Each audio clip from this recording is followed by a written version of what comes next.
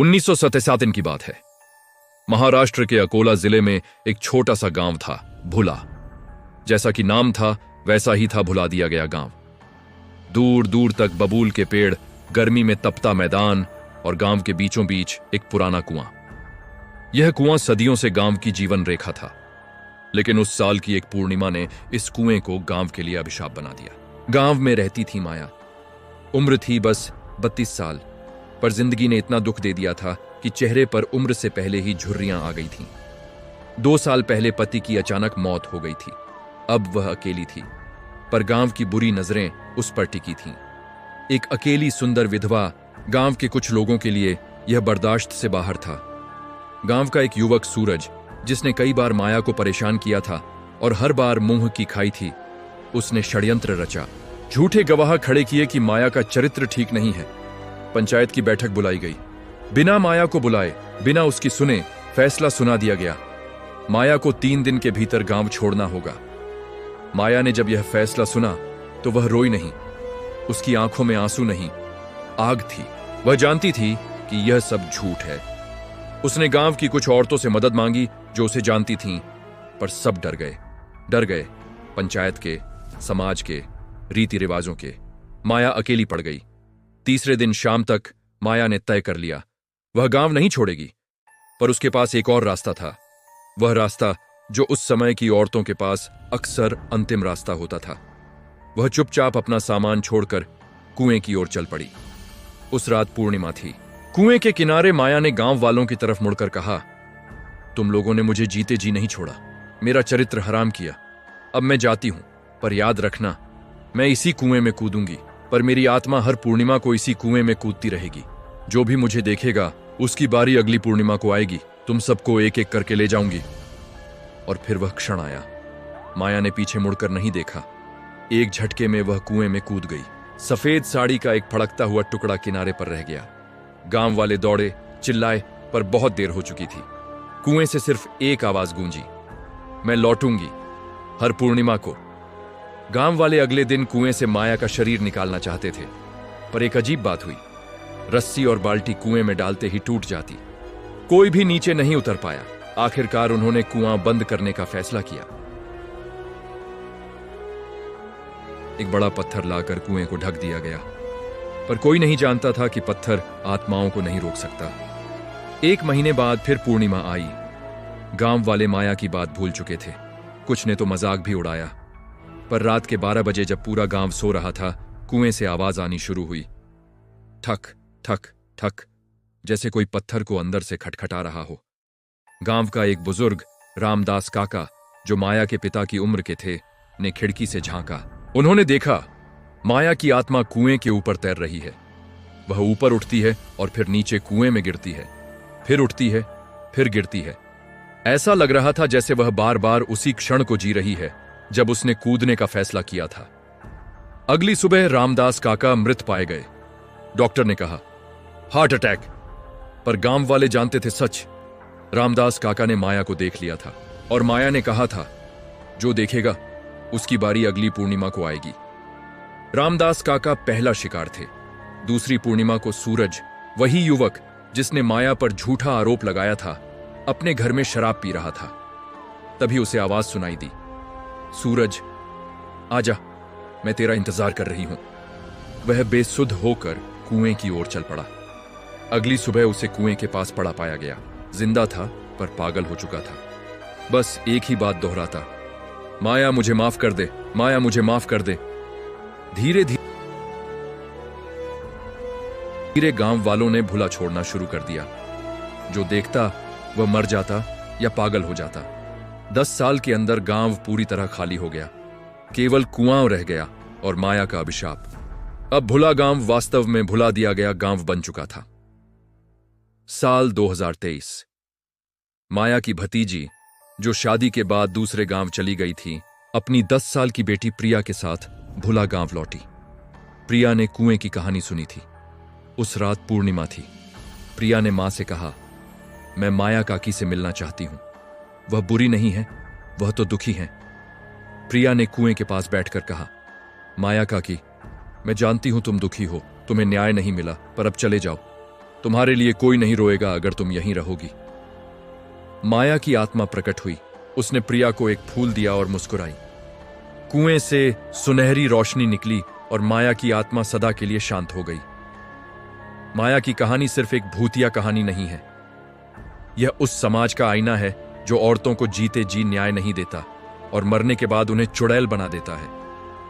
माया की आत्मा तब तक नहीं भटकती जब तक उसे न्याय नहीं मिलता, और न्याय मिलता है सहानुभूति से, समझ से, न कि डर से।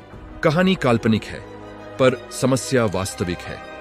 अगली बार किसी के चरित्र पर संदेह करने से पहले अपनी मानसिकता पर संदेह करें। यह घटना मेरे एक जानने वाले के साथ हुई थी। उसका नाम राहुल था। राहुल एक प्राइवेट कंपनी में काम करता था और नौकरी की वजह से उसे एक नए शहर में अकेले रहना पड़ता था।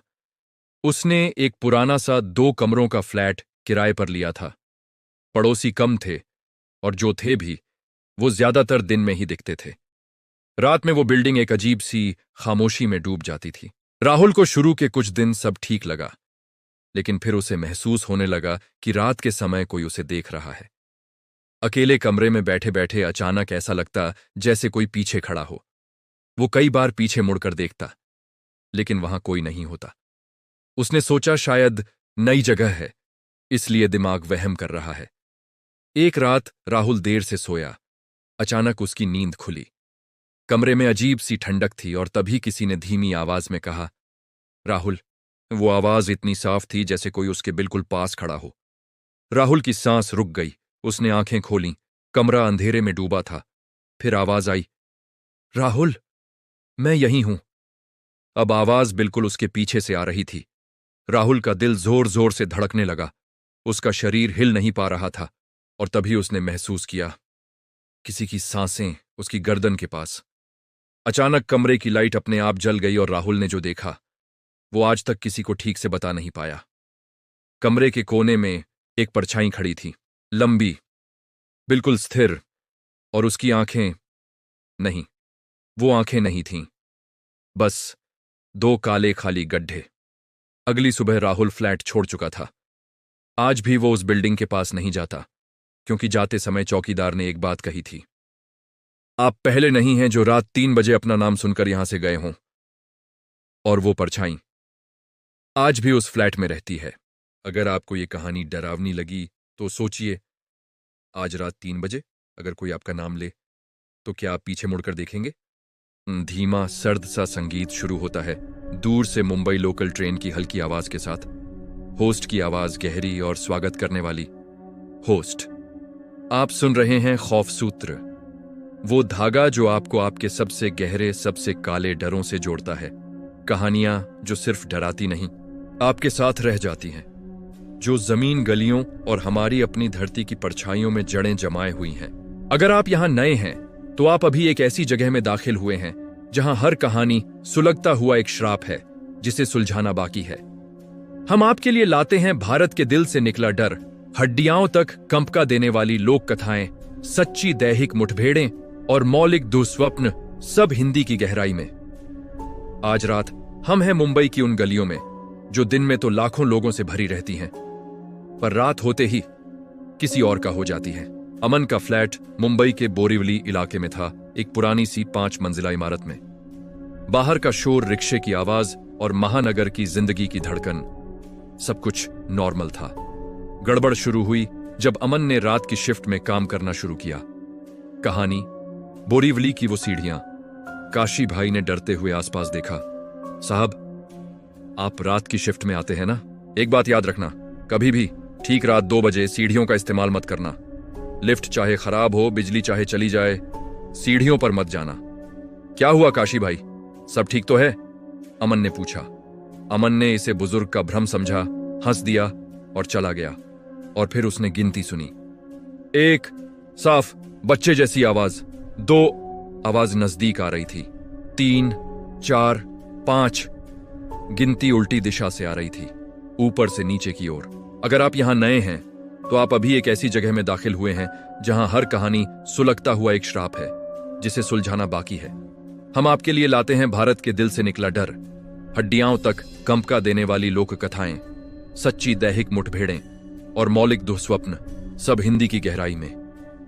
सब्सक्राइब करना और घंटी का बटन दबाना न भूलें, क्योंकि एक बार आप अंदर आ गए तो डर आपका पीछा करता है। आज रात हम हैं मुंबई की उन गलियों में जो दिन में तो लाखों लोगों से भरी रहती हैं, पर रात होते ही किसी और का हो जाती है। कहानी बोरीवली की वो सीढ़ियां। अमन का फ्लैट मुंबई के बोरीवली इलाके में था, एक पुरानी सी 5 मंजिला इमारत में।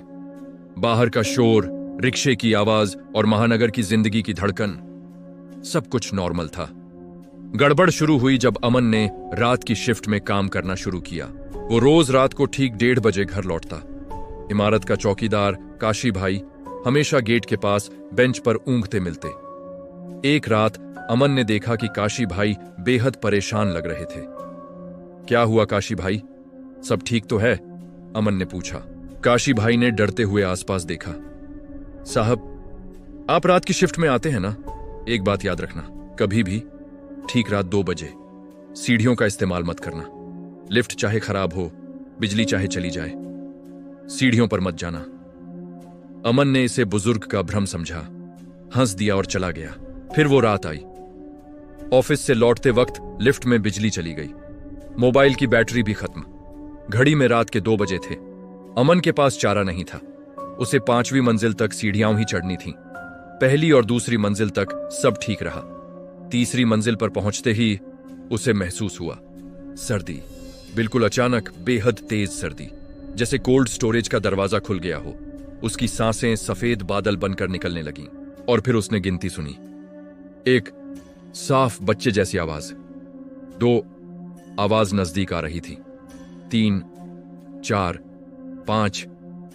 गिनती उल्टी दिशा से आ रही थी, ऊपर से नीचे की ओर। अमन की रूह कांप उठी। वो दौड़ने लगा। जैसे ही वो चौथी मंजिल की लैंडिंग पर पहुंचा, उसने ऊपर देखा। सीढ़ियों के ऊपर एक छोटी सी लड़की खड़ी थी। उसने पुरानी सी फ्रॉक जैसा कुछ पहन रखा था, लेकिन उसका चेहरा बिल्कुल खाली था, समतल, चिकना, बिना आंख नाक मुंह का। और वो उल्टी गिनती जारी रखे हुए थी। 9, 8, 7। अमन ने आंखें मूंद ली। वो याद करने लगा काशी भाई की बात। जैसे ही गिनती 3 पर पहुंची, उसने अपने कान बंद कर ली और जोर से चिल्लाया, चले जाओ। एक पल के लिए सन्नाटा छा गया। फिर उसने आवाज सुनी, लड़की की आवाज, लेकिन अब उसकी ठीक कान के पास से। मैं कभी गई ही नहीं, तुम ही आ गए मेरे खेल में। अमन की आंखें खुली। वो अपने फ्लैट के दरवाजे के सामने पड़ा था, शरीर बर्फ की तरह ठंडा। सुबह उसे बुखार से तपता हुआ पाया गया। जब वो ठीक हुआ और काशी भाई से मिला तो उस बूढ़े ने आंखें नीची कर लीं। वो 1952 की बात है साहब, काशी भाई ने कहा। एक लड़की उसी सीढ़ियों से गिरकर, उसके बाद से जो भी रात 2 बजे सीढ़ियों पर होता है, वो उससे खेलने आ जाती है। और उसका खेल कभी खत्म नहीं होता, बस गिनती रीसेट हो जाती है। उस दिन के बाद अमन ने शिफ्ट बदल ली, लेकिन कभी कभी जब रात गहराती है और उसकी इमारत की लिफ्ट खराब होती है, तो वो दूर से ही सुन सकता है सीढ़ियों से आती हुई धीमी उल्टी गिनती, 10, 9, 8। सुनने के लिए शुक्रिया। शुभ रात्रि और सावधान रहिए। अमन की आंखें खुली। वो अपने फ्लैट के दरवाजे के सामने पड़ा था, शरीर बर्फ की तरह ठंडा। सुबह उसे बुखार से तपता हुआ पाया गया और वो जानता है अगली बार गिनती शायद 1 पर पहुंच जाए। संगीत तेज और डरावना हो जाता है, फिर अचानक रुक जाता है। होस्ट की आवाज वापस आती है, थोड़ी और गंभीर। होस्ट, मुंबई की रोशनियों के नीचे भी कितने ही रहस्य दबे पड़े हैं। अगली बार जब आप किसी पुरानी इमारत की सीढ़ियों से गुजरें, कान खुले रखिएगा। घंटी का आइकन भी दबाएं ताकि हर नई कहानी की सूचना आप तक सबसे पहले पहुंचे। अगर आपको यह कहानी डरावनी लगी तो खौफ सूत्र को सब्सक्राइब जरूर करें। हम आपके लिए लाते रहेंगे भारत के कोने कोने से ऐसी ही सच्ची और मौलिक डरावनी कहानियां, सिर्फ और सिर्फ हिंदी में। और वो जानता है अगली बार गिनती शायद 1 पर पहुंच जाए, क्योंकि डर अकेला नहीं आता, वो हमेशा एक कहानी और सुनाना चाहता है। फिर उसने आवाज सुनी, लड़की की आवाज, लेकिन अब उसकी ठीक कान के पास से। मैं कभी गई ही नहीं, तुम ही आ गए मेरे खेल में। संगीत तेज और डरावना हो जाता है, फिर अचानक रुक जाता है। सीढ़ियों के ऊपर एक छोटी सी लड़की खड़ी थी। उसने पुरानी सी फ्रॉक जैसा कुछ पहन रखा था, लेकिन उसका चेहरा बिल्कुल खाली था, समतल, चिकना, बिना आंख नाक मुंह का। और वो उल्टी गिनती जारी रखे हुए थी। 9, 8, 7। एक पल के लिए सन्नाटा छा गया। जब वो ठीक हुआ और काशी भाई से मिला तो उस बूढ़े ने आंखें नीची कर लीं। अगर आपको यह कहानी डरावनी लगी तो खौफ सूत्र को सब्सक्राइब जरूर करें।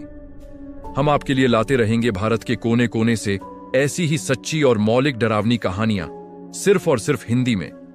घंटी का आइकन भी दबाएं ताकि हर नई कहानी की सूचना आप तक सबसे पहले पहुंचे, क्योंकि डर अकेला नहीं आता, वो हमेशा एक कहानी और सुनाना चाहता है। सुनने के लिए शुक्रिया। शुभ रात्रि और सावधान रहिए।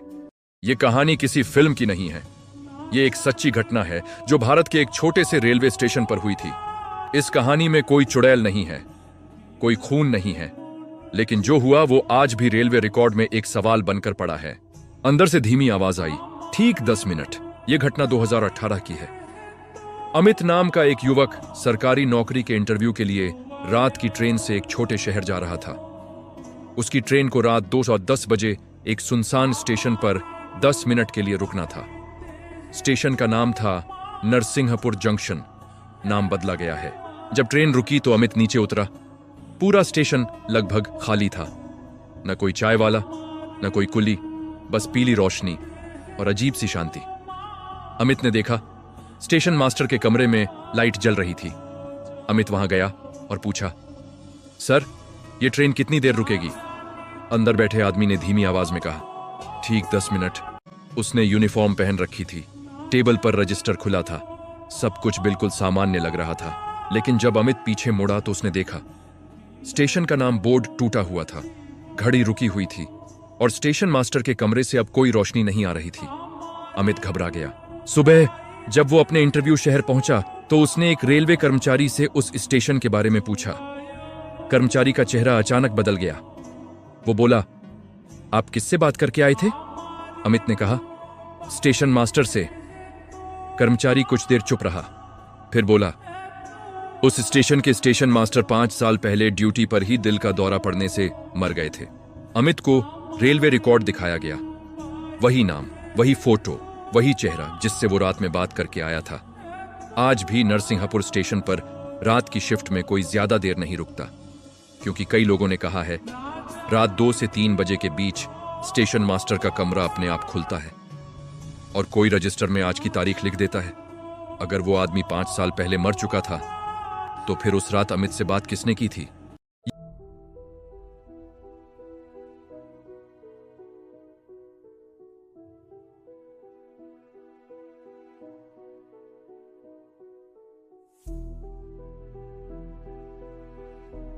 यह कहानी डराने के लिए नहीं है, यह कहानी समझ में नहीं आने के लिए है, क्योंकि जो लोग इस कहानी का हिस्सा बने उन्हें आज तक याद ही नहीं कि उनके साथ हुआ क्या था। यह घटना उत्तर भारत के एक छोटे शहर की है।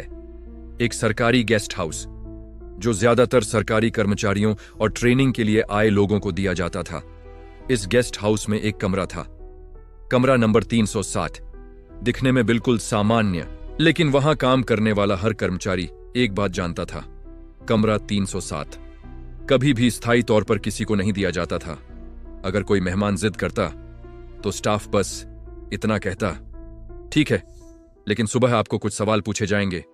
कोई नहीं समझता था इस बात का मतलब।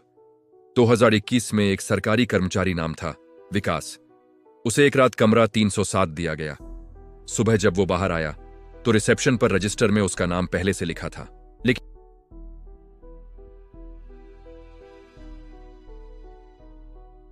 हैंडराइटिंग उसकी नहीं थी। विकास पूरी तरह नॉर्मल था, लेकिन जब उससे पूछा गया, रात कैसी रही, वो कुछ सेकंड खामोश रहा, फिर बोला, मैं यहां क्यों हूं? उसे याद नहीं था वो कब आया, किस ट्रेन से आया, किससे बात की। यह अकेली घटना नहीं थी। पिछले 6 सालों में कमरा 307 में जो भी सोया उसके साथ एक ही चीज हुई। सुबह याददाश्त का एक हिस्सा गायब। कोई रोता नहीं था, कोई चिल्लाता नहीं था, बस खाली हो जाता था।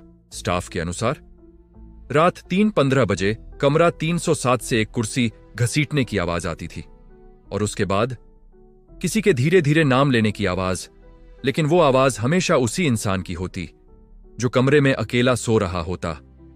सबसे डरावनी बात यह नहीं थी कि लोग कुछ भूल जाते थे। सबसे डरावनी बात यह थी वो सिर्फ अपना अतीत नहीं भूलते थे, वो उस रात को भी भूल जाते थे जो अभी अभी गुजरी थी। जैसे उनका दिमाग उस समय को मानने से ही इनकार कर दे। एक दिन एक सीनियर अफसर ने पुरानी फाइलें निकलवाईं और पता चला 15 साल पहले कमरा 307 में एक मानसिक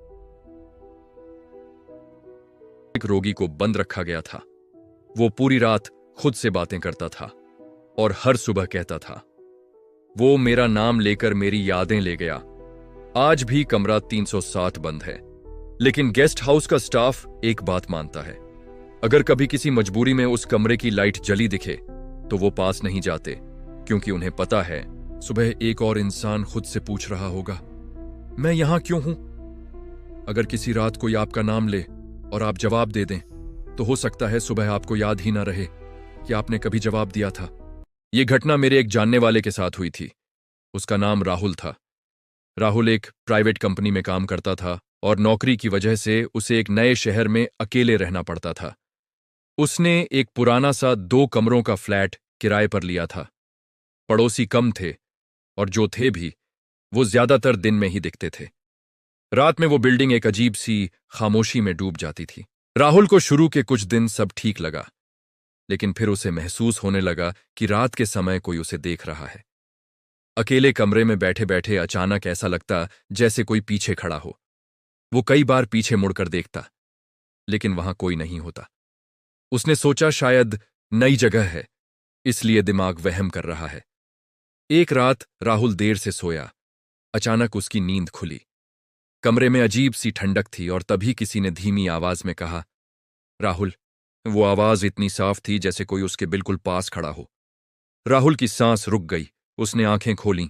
कमरा अंधेरे में डूबा था। फिर आवाज आई, राहुल, मैं यहीं हूं। अब आवाज बिल्कुल उसके पीछे से आ रही थी। राहुल का दिल जोर जोर से धड़कने लगा। उसका शरीर हिल नहीं पा रहा था और तभी उसने महसूस किया किसी की सांसें उसकी गर्दन के पास। अचानक कमरे की लाइट अपने आप जल गई और राहुल ने जो देखा वो आज तक किसी को ठीक से बता नहीं पाया। कमरे के कोने में एक परछाई खड़ी थी, लंबी, बिल्कुल स्थिर, और उसकी आंखें नहीं, वो आंखें नहीं थीं, बस 2 काले खाली गड्ढे। अगली सुबह राहुल फ्लैट छोड़ चुका था। आज भी वो उस बिल्डिंग के पास नहीं जाता, क्योंकि जाते समय चौकीदार ने एक बात कही थी, आप पहले नहीं हैं जो रात 3 बजे अपना नाम सुनकर यहां से गए हों। और वो परछाई आज भी उस फ्लैट में रहती है। अगर आपको ये कहानी डरावनी लगी तो सोचिए, आज रात 3 बजे अगर कोई आपका नाम ले तो क्या आप पीछे मुड़कर देखेंगे?